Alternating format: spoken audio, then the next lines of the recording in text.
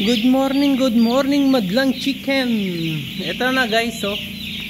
Kumalat na sila lahat.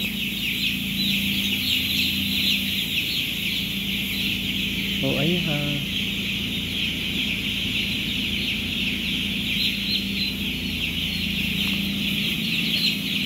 Ang bilis ng araw.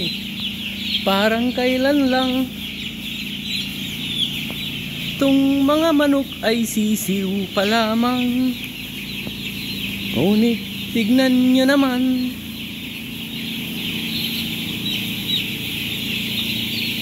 Ayan sila guys, oh.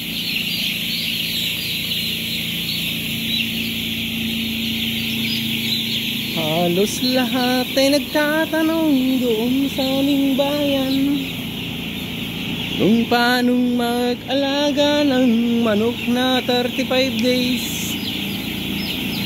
Sila'y nalilito, ba't daw ako nagkaganito? Kung ano ang dahilan, ako lang ang nakakaalam.